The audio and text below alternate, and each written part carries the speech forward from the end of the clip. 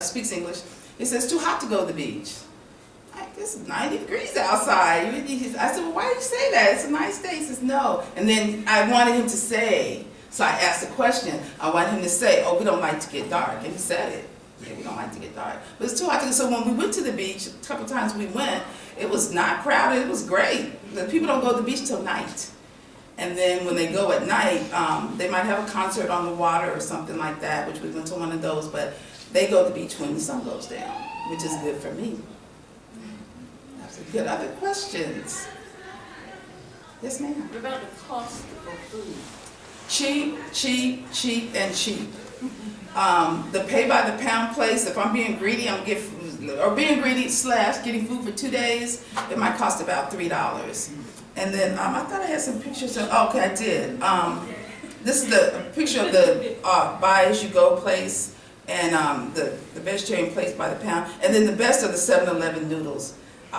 And they cost about $1.50 for this little tub of noodles. Let me see, what other pictures am I missing?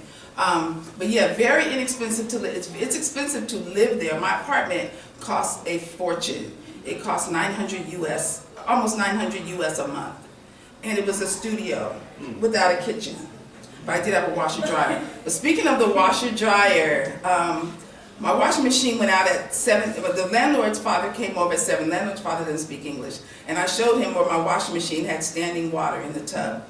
7 o'clock. 7:55, what happens? They're bringing a brand new washing machine into my apartment and installing it. 55 minutes later, after I reported the problem, brand new machine. Very efficient there. Yeah, that's an amazing, amazing, amazing place. Other questions? Yes, sir. Hi, Brian. My name is Ryan Daniels. I'm a junior history major. You mentioned the disregard for personal space and the fascination in the black features. Did you ever sense any mockery when they were coming up to you? Yes, I did.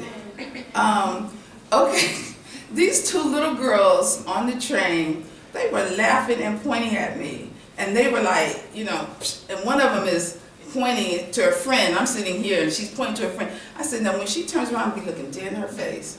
So I'm amusing myself, right? And so the girl is pointing to her friend, and then she turns around, she looks at me, and she's still pointing and laughing. So that was the only time, and the parents are standing right there. The parents are saying nothing. So I decided to take the high road. I was going to do something else, but I didn't. I wanted to. I did say a little something. I did. But that was really the only time, I think. But yeah, and that was blatant. That was blatant. I did have an incident where I was at the gym, and I left the class to go to the ladies' room. Went to the ladies' room and came back, and I happened to notice the woman who works there, who knows me, goes into the ladies' room behind me and brings back a purse. And so I said, you know. So it just seemed odd to me. I mean, you know, you live here and you live with racist acts every day. We call microaggressions. We live with microaggressions every day. And I said, So I didn't take that very well, because it seemed like to me, you know, you weren't thinking about the purse until I went in the ladies' room and no one else was in there because everybody was in the class. But it just seemed, you know, very odd to me. It didn't strike me very well. But that was probably about it. You know, yeah, I think that was probably about it. These little micro things that happen here as well. Yeah, good question. Yes, ma'am. Did you see any of the brown people? Not really. I take that back. We went to Wulai, which was where we had the fish pedicure, and Wulai is up in the mountains where the quote mountain people were living.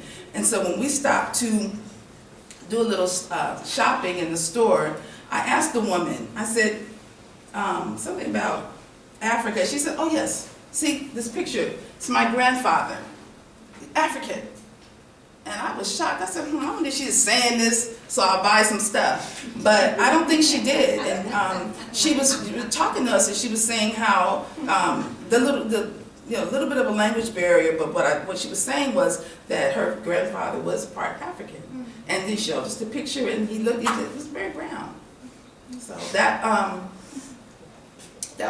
was yeah. So that was the closest that I came, really. The people now are, you know, have intermixed so much that there's so much Chinese. But I did meet a woman who I became friends with, who was a member of one of the indigenous nations, and she talks about how much racism she receives. She works with the indigenous people, getting them jobs, because there's so much racism in the country that it's hard for indigenous people to get work. And so that's what she does for a living. And actually, I'm the second black person she's ever met in her entire life. She's 38 years old. Yeah. A very nice person, a wonderful person. But there's a lot of racism. You know, most people there don't work for a living as such. They own businesses. So that's maybe why when we see them come to the United States, it's what they do. You know, they open up a business, it's what they do. They don't go to work as a culture. They don't really go to work for someone else. But in the situation where there are jobs, there's a lot of racism. And it's a, you know, very much a skin tone issue. All right. Very good. Thank you so much. This has been fun, everyone. My class, don't forget to sign in. This concludes our program. Thank you so much for coming. Thank you. Oh, I enjoyed it very much. You'll need a hand.